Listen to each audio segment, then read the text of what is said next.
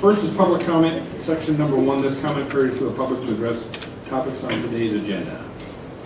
Not seeing any movement, we will recognize our employees for their years of service. You want to do it by? All right. So we will do this by the years of service. We'll call the first group. You guys can come up. Alyssa wants to take a picture and you get your goodies. So these are 5 5-year employees. Sandra Fitzgerald from the Recorder's Office. Christy Mackey from the Auditor's Office. Belinda Paris from the Attorney's Office. Alan Lavender from the Sheriff's Office. Paul Tooth from the Board of Supervisors. Karen Warren from Facilities Management. Teresa Smith from the Attorney's Office. Cynthia Jones from Animal Control. Matthew Corey from Environmental Health. Adam Christensen from the Sheriff's Office. And Amy Circuit from the Attorney's Office.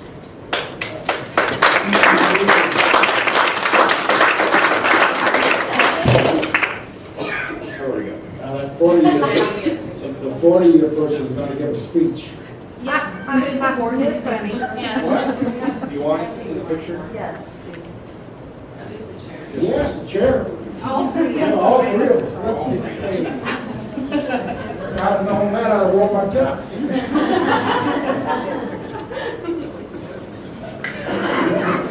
I'll hide. I'll stand.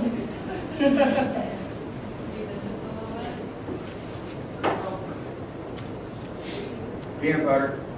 All right. Thank you. Thank you.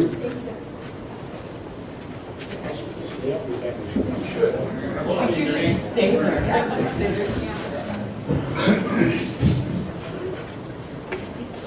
Okay, for 10 years, Lakeitha Pfizer from the Attorney's Office, Rhonda Sykes from the Treasurer's Office, Anthony Rowe from the Sheriff's Office, Rodney Brigg from the Sheriff's Office, Shelley Bernard from Facilities, Ron Chumlin, Facilities, Vicki Hillock from Secondary Roads, Catherine Basilinski from Environmental Health, James Schroeder from the Sheriff's Office, Dennis Klatt, Secondary Roads, Joel Navratil, Sheriff's Office, Elizabeth Quinn, Sheriff's Office, Anna Link, Animal Control, Aaron Reworks, Community Service, Jeff Scott from the Sheriff's Office.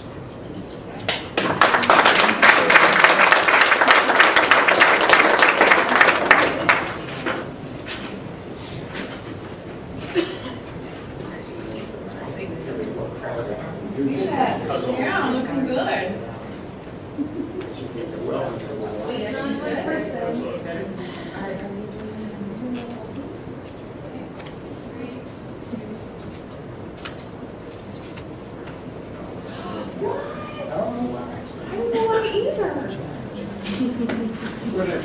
All right, 15 years. Janet McConnell, Community Service. Aaron Morton, Facilities Management.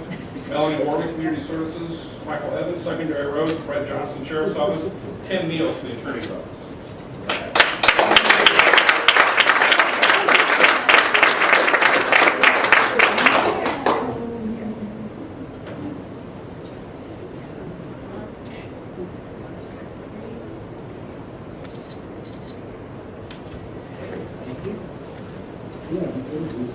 And the list gets shorter.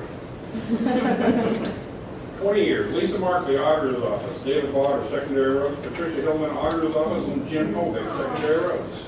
Wow. We're going to have to take another picture now. Did we get one more? Yeah. Let's get our 15-year. 15-year guys have to come back up. Just missed it. There you go.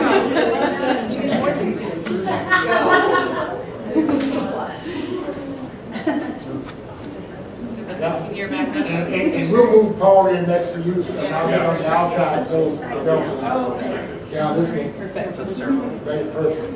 All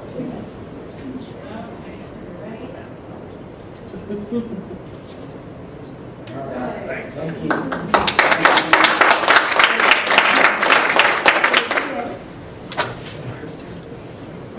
25 years.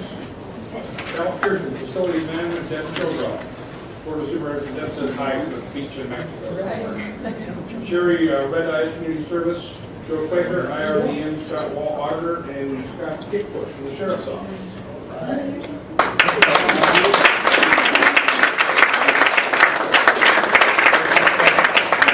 Now, you know what?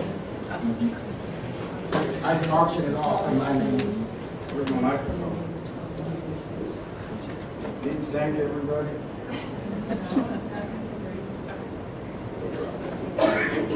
Only give it one, that's it.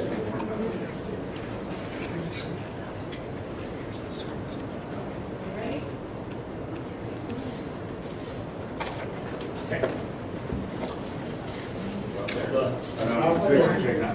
One more. Now, I have to ask, have we had anyone serving on the joint? Jane Page. Georgie. We've had 2 employees. Okay, well, last but not least, 40 years, Dorothy Lewis.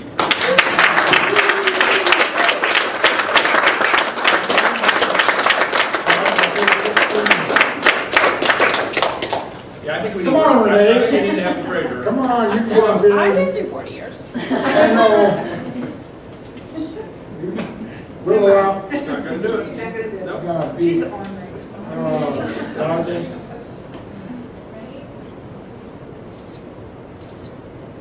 What a milestone. Wow.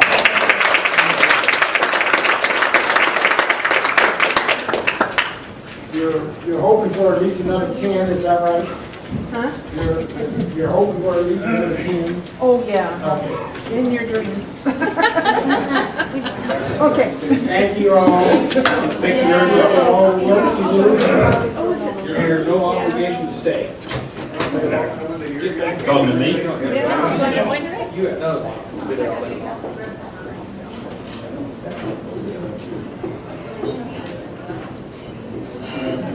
All right, well. I got to do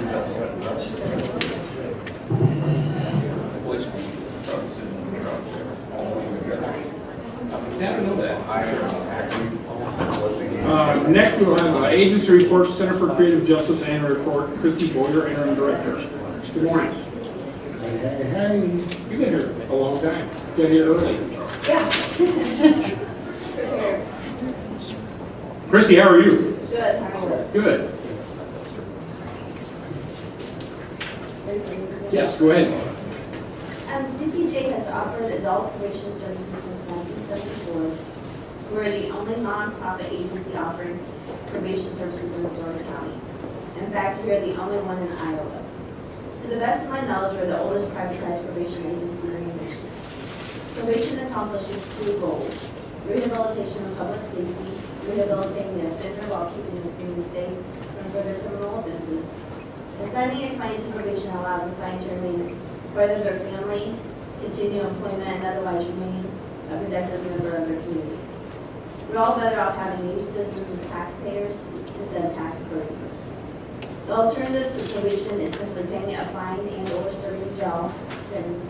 This option offers little or no rehabilitation efforts and absolutely no supervision. Probation officers hold the client accountable for their actions while helping the client identify areas of change. Probation clients are ordered to many types of programs, including substance abuse evaluations and treatment, drinking driver's school, mental health evaluations and treatment, anger management, veterans education programs, and parenting classes. In addition, probation officers often help clients secure resources such as employment. Our courts represent our communities, and the Story County courts continue to see CCJ as a valuable sentencing option. CCJ handles more probation cases than the Department of Corrections itself. In 2015, CCJ has assigned 78% of the criminal cases assigned to probation in Story County. The remaining 22% were assigned to the Iowa Department of Correctional Services. DCS only receives offenders that have committed a very serious crime, or a violent crime, or someone with a long criminal history. CCJ fills a very large gap in the justice system. Without CCJ, these guys would not receive probation or the benefits offered. Our agency's current active caseload is 629 clients. Our outcomes remain strong. Success rate, historically 80 to 90% of CCJ probation clients have successfully completed their probation. In recidivism, 85 to 95% of the clients that successfully completed their probation did not reoffend the following year. We are very proud of our outcomes. In calendar year 2015, 96% of the clients who are required to obtain a substance abuse evaluation did obtain one. 89% of the clients that are required to complete a substance abuse treatment did successfully complete that treatment. 95% of the clients that are required to complete a drinking driver's course did successfully complete that course. 79% of the clients that are required to obtain a mental health evaluation did obtain one. 89% of the clients that are required to complete the mental health treatment did successfully complete that treatment. 68% of the clients that are required to complete the bioeducation program did successfully complete that program. 90% of the clients required to attend anger management did successfully complete that course. Probation at CCJ is cost effective. It costs over $30,000 to house a person in an Iowa prison or a county jail for 1 year. Taxpayers pay for incarceration. A 1-year probation case at CCJ can be handled for as little as $300. This fee is paid by the client. Probation is 1% of the cost of incarceration. In summary, every CCJ client is a person that lives and works right here in our communities. They are our neighbors, our coworkers, our friends, and possibly our family members. Therefore, every client assigned to CCJ is reinvested in our communities. I'm proud to work at CCJ, and I hope you're equally proud to support our agency. Thank you for the opportunity to speak here today. I'm on to welcome any questions. First question is since we're the only one and we have been doing this for so many years, you would think that we would serve as a model for other counties. Why do you think this is not spread beyond Story County? And the reason I bring this up is right now in the legislature and through the governor, there is a movement for criminal justice reform in our state. But nowhere have I heard some reference to the service that CCJ provides. And I'm intrigued now because I do have a contact with the legislators that is pushing this agenda, and I'm wondering if a short brochure or publication or something that I could get to just talk about what's happening here in Story County that they might want to take a look at to see if other communities might find that. But do you have any feeling for why this is not spread beyond Story County? I think a lot of people probably haven't heard of a nonprofit probation office. We've gone to the national conferences, California, different places, and we haven't found anyone, I think, in our nation that's like us. So we're very, very unique. So I just think a lot of people, whenever they think of criminal justice, they think of the Department of Corrections. They don't really think of maybe a nonprofit probation office such as ourselves. I would definitely be happy to provide you with material to take to the legislation. And hopefully, get the word out that an agency such as ours is really a benefit to, all communities. Well, thank you, and thank you for the service. And like I said, my wife used to serve on the CCJ board for many years, and I'm very familiar with the work that you all have done, and just can't thank you enough for the service and what it's meant to the citizens and clients that have come through that have been able to be rehabilitated and back in the community and making viable contributions. Sometimes people do get involved in things that and make poor choices, and they need opportunities to rectify that and move forward. So I appreciate the work you guys do. Christy, thank you. Thank you very much. Next will be consideration of minutes from February 2nd. Move approval. Second. The motion is second. Are there any additions or corrections? Sanders. Aye. Clinton. Aye. Toots, aye. Consideration of personnel actions. Move approval. Second. The motion and the second. Anything additional? Clinton. Aye. Sanders. Aye. Toots, aye. Consideration of claims. This is yours, Rick. Move approval. Second. Motion is second on the claims. Anything further? Sanders. Aye. Clinton. Aye. Toots, aye. Consent agenda. We need to add utility permit 1649. We move approval with noted change. Second. Motion is second. Anything further? Clinton. Aye. Sanders. Aye. Toots, aye. No public hearing items. Additional items, discussion and consideration of Story County Detox Services funding policy. Carl Witt. Good morning, Carl Witt. Hi, Carla.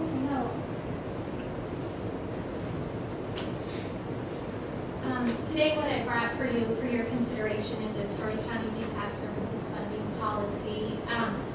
Previously, our Story County MHDS management plan addressed detox funding, and since we've moved to regionalization, we felt the need to develop a detox policy so that we have that covered. So I worked with Deb Sheldrop and Ethan Anderson in the county attorney's office to develop this policy.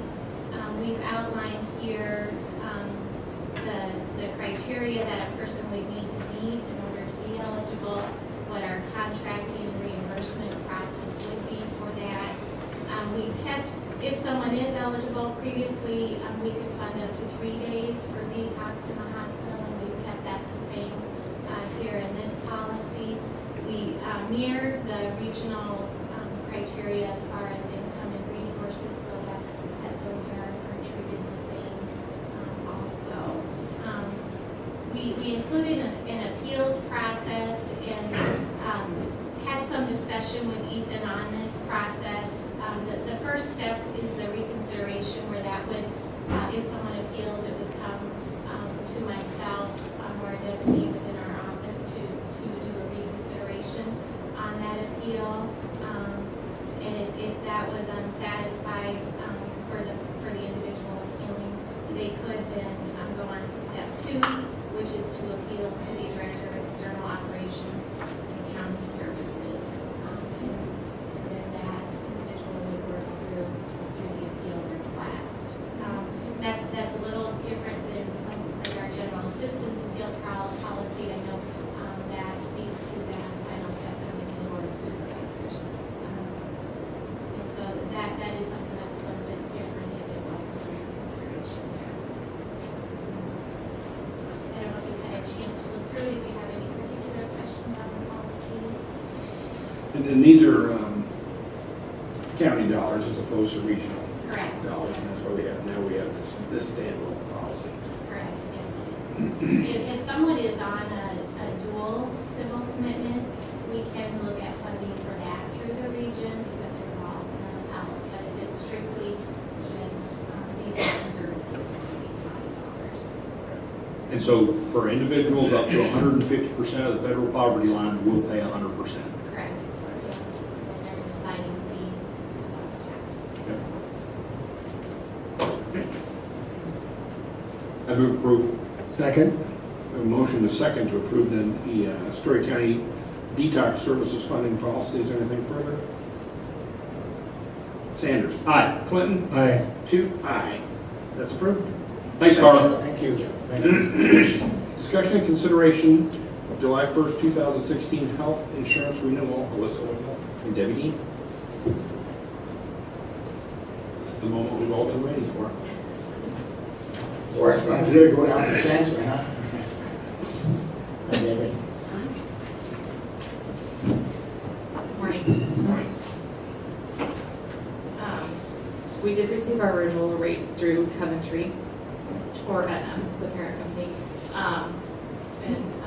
As you will see in the information that we put on there, the rate did increase 12.5%, which we were expecting a double-digit increase. We have a fairly new plan.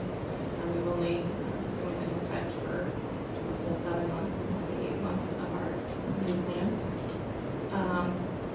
Still really good rates for single income plans with how our benefits are designed. We have really good plan, 2 plans for our employees. The plan design is exactly the same as it was last year when the changes came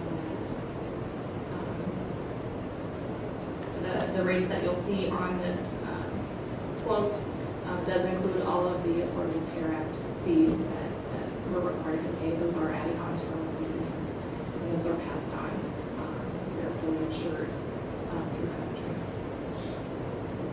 I don't know if there's anything Debbie wants to add. Could you talk a little bit, Debbie, about how was this rate increase average, I'm sure there's a sliding scale throughout the state. Is it the size of the entity? What are the kind of the criteria that kind of determine the rate? And I raise this because, when I serve on the IMWCA Workers' Comp Board, we go through this and always talking about the actuarial reports and everything else, and looking at our rate structure and so forth. So from your standpoint, what are the kinds of criteria that you guys experience when you take a look at coming up with a rate for clients such as ours? Well, when any of the vendors, whether it would be Aetna, which is Coventry, or Aetna, which is our vendor, or United Health, or Wellmark, any of them, they will look first and foremost at medical trend and pharmacy trend. And both are running higher than last year. And pharmacy trend is running actually quite a bit higher than last year. Then they'll look at the demographics of your group.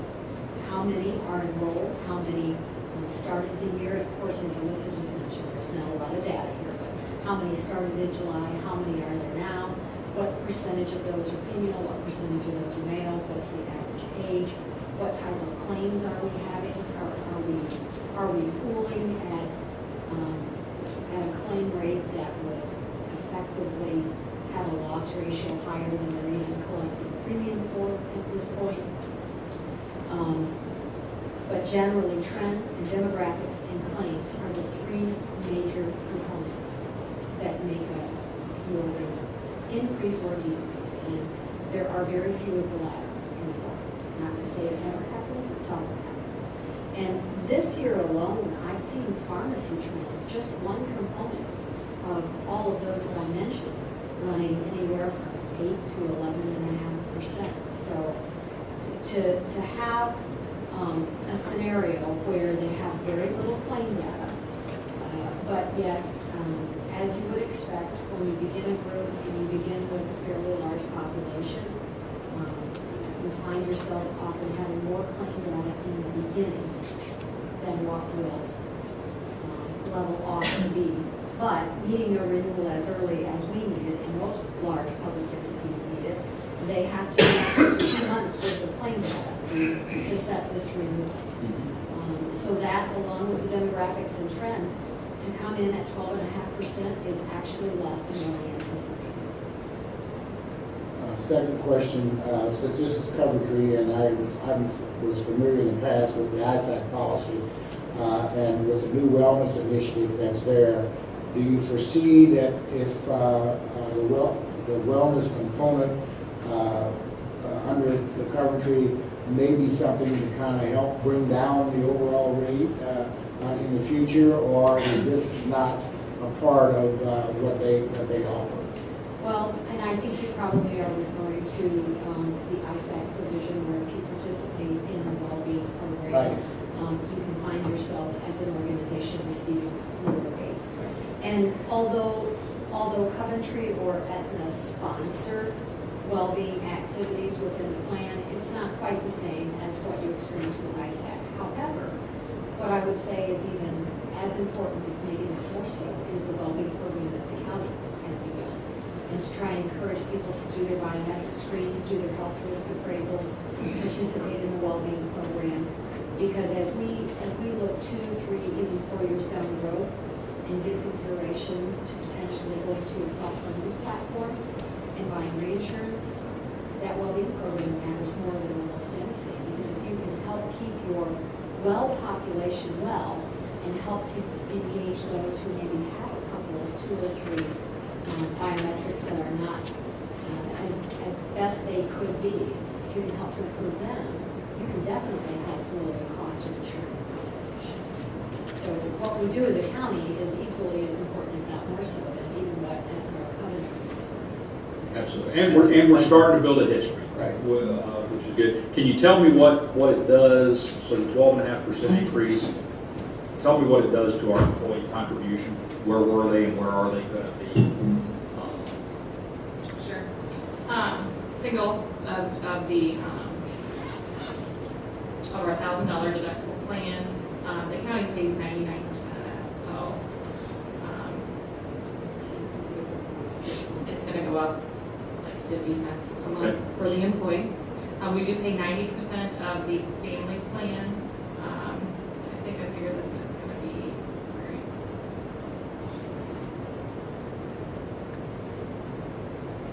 $15 a month. Okay. Now on the $500 plan, it's a little bit more because we only pay 90% of a single plan and 80% of a family plan. But the bulk of our employees are on that $1,000. Right, but you're talking about less than $1 And less than $15 a month, increase. or if they take the family plan. One thing I did want to let you know, all of you, I'm sure I told you this before, going into July, on our old plan, when we were with ISAC, when we did not have the CLP employees anymore, we had 32 employees on our health plan in June. Right now, we have 185 contracts through Coventry, and we have 403 individuals that are insured, with all our family plans. So our numbers are there. We're not quite at the 80%, 85% where I'd like to see us being there. We've had a lot of employees just recently contact us for information when renewal is. So I look for us to be close to that, maybe 200 contracts at the beginning of next fiscal year. And we had budgeted for a 20% increase. Right. So, okay. Great. I'm glad we didn't have to use it. Or two. So we need a motion to approve that. Accept it, I guess. We accepting the quote? Yeah. So I'll move that we accept the quote by Ann. Second.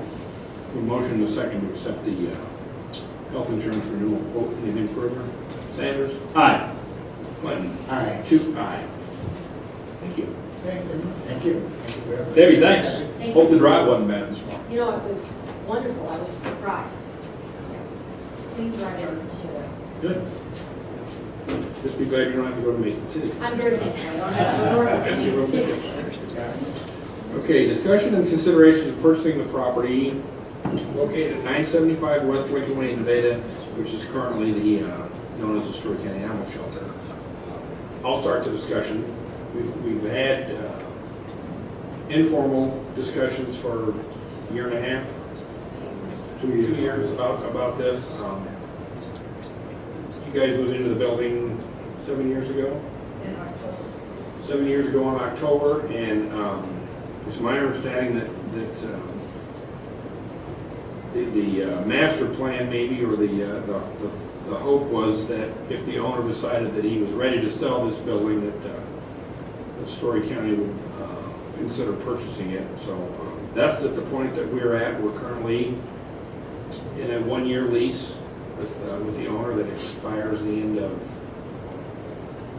fiscal year, end of June. I know the three of us met out there here several weeks ago at the animal shelter, took a tour of it. We've had the building, we split the cost from appraisal, and that's been a year or so ago. We had the building appraised. We've had, there's been 2 different occasions we've had here in the past few weeks. We had the public safety, the fire chief, I guess, for lack of a better term. Ray Reynolds was out there and went through the building, and then somebody from, I think ICAP, sent somebody out there for a loss and prevention, and had gone through the building. So And then there was an additional life insurance company. You might want to repeat that in case. there's been an additional representative from the insurance company that has come out and gone through the building. So we've had a lot of discussions. I know Rick spent time thinking maybe we would be better off if we could locate some suitable property that was currently owned by the county and erect a new facility. We've had some discussions about building this new facility out at the old county home northwest of Nevada, where the IRBM currently has their shop. County owns that ground out there, and there's been discussion about building a facility out there. For me, I think the facility that we're currently in suits our needs very well. There is some positives to building a new facility on county-owned ground. The For me, though, the negative to that is the location where the county home, that facility is. This time of year, it's difficult to get to. May not, may or may not see a snow plow after a snow event for a day or so, which is the nature of being on a rural railroads in any county. And for me, I think if we were simply in the business of warehousing stray animals, that would be a good solution. But that's not the business that we're in. Sue does a fantastic job with the shelter and with the volunteers. And that center sees a slew of volunteers every year. Maybe even to the point where you've almost got more than you can handle. Well, we don't turn anyone down. Why don't you go ahead and come up to the table? You don't want to turn anybody away, but And we schedule things, I mean, we try to schedule things so that we don't have 30 out there at one time and 2 the next, so we've got a pretty good thing going. right. And our volunteers, we just had a group call from a construction engineering class that wants to come over and paint our outside shed as a service project. So our volunteers come in all, not everybody comes in for the animals, they'll do other projects for us that we need. We're very fortunate we have them. And we've built a really good rapport with them, and when we have events, they'll come and help us, so. And I think that's what makes the shelter as successful as it is. Another sign that it's a successful shelter is that many years ago you established a Friends of the Animal Fund, Yes. and that's where your donations go, Right. donations to the shelter. That fund is a very healthy fund, Yes. and it's to the point where you've, as the manager of the fund and more or less the director of animal control, you've made the offer to, from that fund to foot half of the purchase price of the building, and then any remodel that needs to be done, or we've talked about small addition on the west end to house livestock temporarily until we can find a permit. Because that's something right now that we're lacking. We're lacking it, and the person who is housing the livestock right now is going to be moving within the Right. next 4 to 5 months. Yeah. So I think the time has come for us to make a decision on what we're going to do with this building. We either need to purchase it. If we decide not to purchase it, then somebody's going to have to step up and find us a place to build a new one, because I don't know if the option is there to continue to lease it. We've leased it for a good many years. I think I'm confident that the owner is ready to sell, or we wouldn't be at this point in our discussion. Well, I think, the rent money we pay out, would be nice. I mean, we're getting the rent, but we're not getting anything back. Correct. Other than the use of the building, but I mean, we're not, the county isn't. And we're currently leasing the whole building Yes, at correct. $2,400 a month, is that correct? Okay. And I'd like to bring up something about the care facility. Your concerns with snow removal and us being able to get out there is a big concern. There's a couple other things that concern me, one of which is that we keep, chemicals in our shelter. If we ever got broken, that could be a devastating thing. The other thing is people coming to the shelter. We just had somebody come last Saturday from Des Plaines, Illinois, to pick up an animal. I mean, our location where we're at is so perfect because people can jump off, Highway 30 or I-35, and we're just there. But I also have a concern with the people that are on call at night and have to go out on animal control calls, going out there, I'm going to say in the middle of nowhere essentially, and Right. and you're out there by yourself, and if it's 2 o'clock in the morning and you're out there by yourself, I just wouldn't feel comfortable with any of my employees or myself being out there at that time of night for anything. And I'm not positive that putting an animal shelter next to the sheriff's firing range would be the best. Well, I don't, yeah. It's about the time you get everybody to quit barking. Yeah, well, yeah. But anyway, that's some of the things, those are the concerns I have about being out there. The insurance reviews, the fire chief visiting, what kind of things did it find that we need to be aware of? When the fire chief came, Ray, he said that our biggest concern was we needed the lit signs at the exits. We don't have those now. We have frames up that say exit, but we don't have any of the lit signs like here. So he said lit signs, we have one door or two doors going the wrong way in and out, that would need to be repaired. These are interior things you're talking about now. Right, right. Okay, so- And then so custom. we need fire extinguishers properly mounted. But other than that, Certificate. we didn't have, there wasn't anything else. Loss and prevention came, you know, they thought it was an awesome building and they didn't have any issues with anything. And then the third gentleman that came he did a more thorough inspection, and, you know, he said that the building was a good building, and, you know, what we were using it for was good. I mean, so, you know, without knowing what could happen the day after you buy the building, because that's, you know, anything, but right now, we've not had any major problems. And other than wanting to maybe repair the concrete in front of the building. We want to repair it or need to repair it? I would think where the people are walking in, we would need to. For me, I think that whole concrete underneath the overhang probably needs to be taken out. Exactly. And, you know, there is concrete on the east side of the building coming down, you know, for a length of cars to park across, and then there is gravel. So, you know, there's times when people have to park in the gravel, but usually they're able to accommodate just along where there is hard surface. And we would want to, because we're not gonna buy the entire property. I mean, it's. No, that's the other thing, I think when, There's several acres that we're not gonna buy the, you not want the we pond, don't want the pond. for many reasons, but, and I think the owner would rather keep the pond, which works out well. We were looking at about 4 acres. And Rick, you had brought up that you'd like to see a chain link fence kind of around the one place of it, and so we would, you know, go down the hill a little bit, and then after that it would all be the owners, and then we would go straight across from east to west.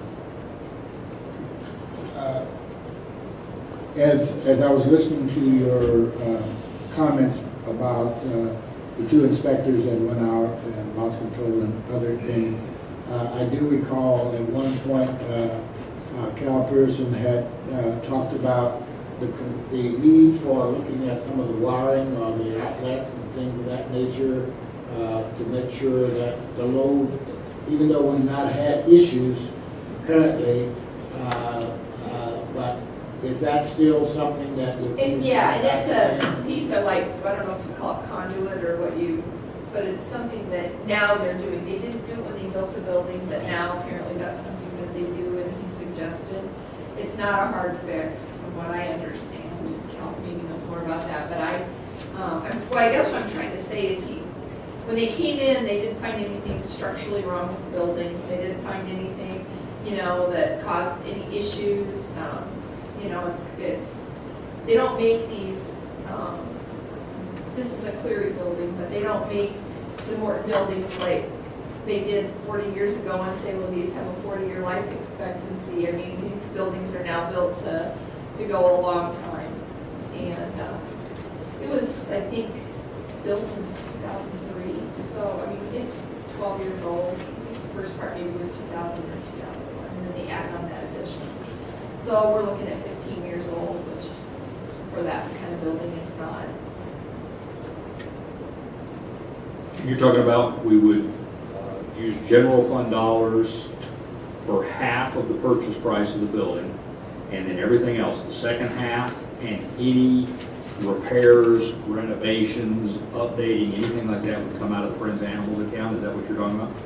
Yeah, we would pay half, and then we would go ahead and pay for, like, we're gonna have to put another door in. We would pay for the addition on the west end of the building that would house livestock. You know, that account specifically says it has to be used to directly benefit the animals. And so, you know, obviously with us putting up a thing on the end, that's a benefit because we're gonna be able to house the larger animals that are coming in. And, you know, inside, when we're redoing rooms that are gonna make it more efficient, more comfortable for the animals, that's benefiting them. You know, I don't know about a concrete, I don't know where that would go. I guess the customers in the door, depends on how far we break this down. But yes, we're willing to do the addition and, you know, whatever needs to be done as far as walls coming down or going up or any sort of inside stuff that needs to be done. We would pay for that also. The only other question, and yet, this is, if this moves forward, it now becomes a county-owned facility. What changes involves there? Part of it has to be with insurability. Have we gotten quotes or estimates as to what that might be? No, I've not. And then the other question is how does this factor in? I know your staff does a lot of the care and cleaning for the animals and things of this nature.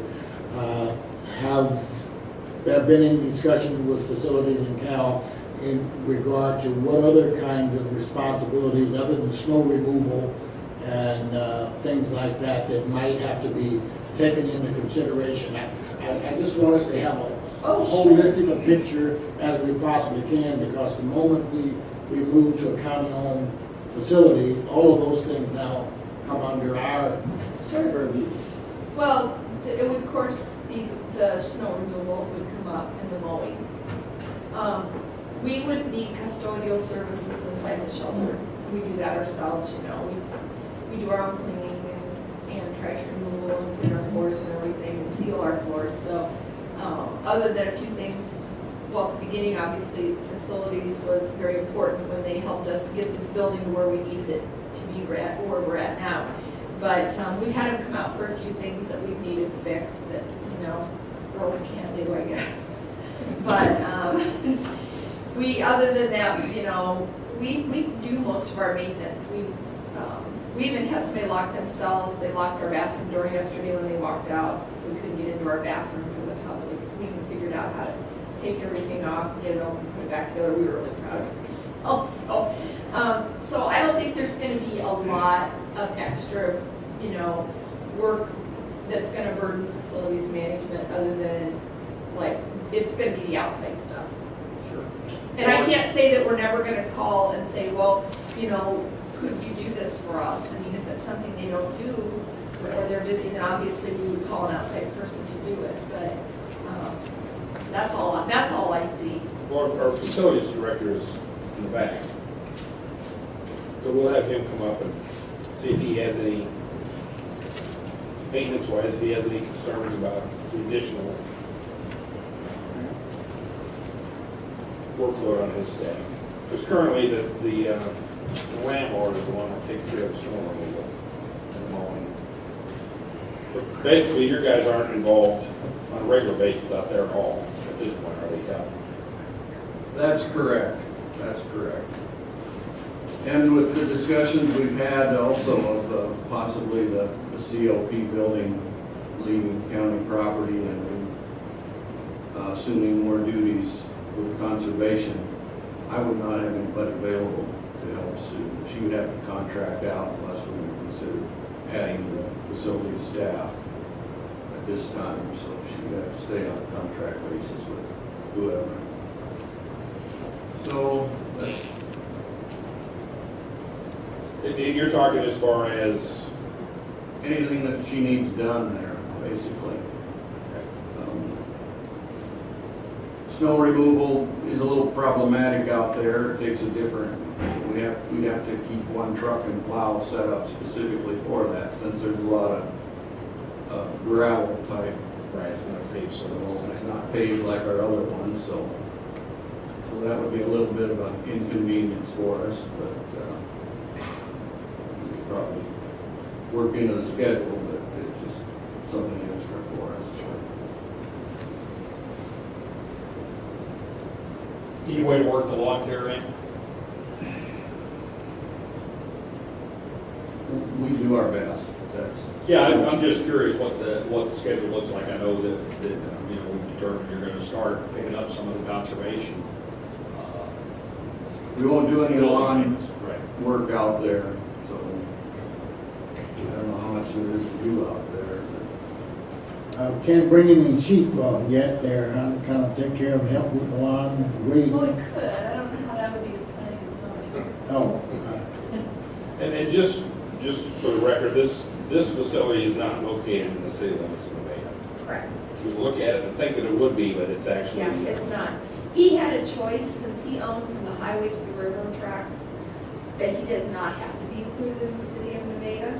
And so that, he was told by the city council on a couple different occasions that that would never happen since he owned the property all the way back to the railroad. Yeah, hard to say never, because the way it ultimately would happen is if Nevada ever were to annex north of the railroad tracks. Don't see it happening anytime soon, but you can't have an island. You can't have an island there, that's the case. But never's a long, long time. Right. so, Mr. Chair, what are you proposing an action? Well, yeah, we need an action to, for us to pursue the purchase. And if we're gonna do that, I would ask the vice chair to work with the county attorney's office in negotiation with the current owner for the purchase price of the facility. And you have to work, I mean, we're gonna have to have it surveyed because we're gonna split that, you know, there'll be a split in the parcel. And so if you could put that on your schedule, I'd appreciate it. Yeah, I'm absolutely, if that's where we move, that's where we go. I want to make sure we're clear on a couple of things if we go ahead with this. Because Paul, you rightly note, originally I thought, I felt pretty strongly that we could do better. And as I dug through this, I found out, no, you know, while there's some inherent issues, we're not going to do any better.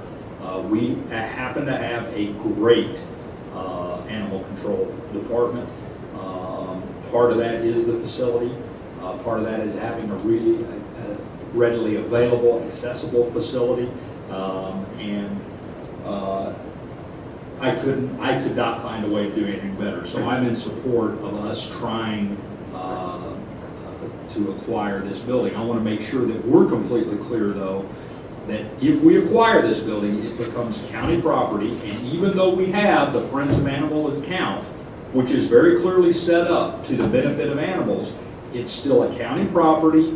That account is still managed by this Board of Supervisors, even though it's very direct what it can be used for. And so we're not going to get into a situation where that building just starts changing without there being plenty of conversation Right. about what happens and how it happens, especially if we're going to ask facilities management to be involved in any of that, which I'm with Cal. I'm not convinced that there's time to do that with current staffing and what we put on their plate. So we've got some inherent issues, but we very clearly have a deadline of July 1st that we need to have something done. And so with that, I will move that this board pursue the acquisition of the property that we currently lease for animal control. Second. We have a motion and a second to pursue the acquisition of the property that's currently the Story County Animal Shelter. Is there anything further? Sanders. Aye. Clinton. Aye. 2, aye. There you go. That's the first step. Okay. Thanks, everybody. Thank you. Department reports. IRBM quarter report. Joe. Wake up, Joe! I'm good. Don't all leave, I got a good one coming up. You brought a prop. I'll be right back.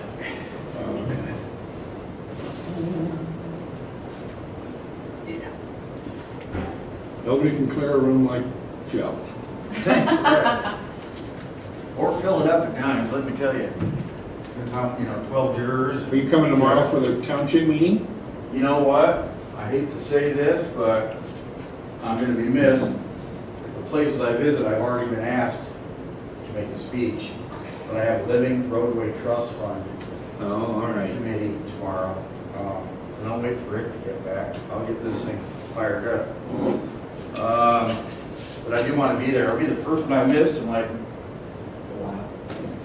Why don't you bring your prop right around and lean it up against your desk there so we can. Will do.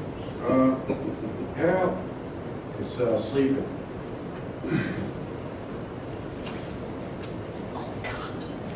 Did you break a hip? I'll be the prop.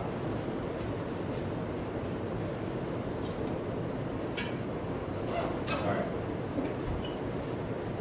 Looks like mine's on. Watch your fingers. Gee, Lord. Maybe you watch that first. Uh, Looks like it needs to be sharpened. That definitely seems to be an antique. I have one of those. Yeah, I remember have that, one? yeah. I don't have one anymore. I've got one over the storage shed like that, but no handle on it, no handle for it. But that one looks a little bigger. Thank God we lived on that red Alabama clay when the grass grew. This is being videotaped, but I need to let the board know, thanks for having me here. We're doing all we can in IRBM. I'm a fixer-upper. I believe in making do with what we have, always have, try to get that point of diminishing return. You don't want to ruin, good with perfect, but we pulled this out of the dumpster, and I think it's going to be, Sue, where'd she go?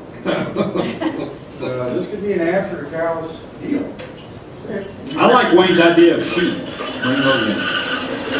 All right. I don't know if that's worth on the Google or the eBay, but I seriously have never ran into those. I have. All right. You get your workout in. Yeah. Yeah. So, I was here in October. Rick, you remember the last thing that you said to me before I left? Bring more props. No. Okay. It was go get some planting done. Okay, good. Did you go get some planting done? We did. All right. And I'll kind of go through that, but right here, 25 years ago, that's what I looked like in the middle. Yeah. Want me to turn the lights on? You see that? Yeah, I can see it, yeah. Crazy, huh? Big glasses, they were free. That's what we wore back in the day. So, update.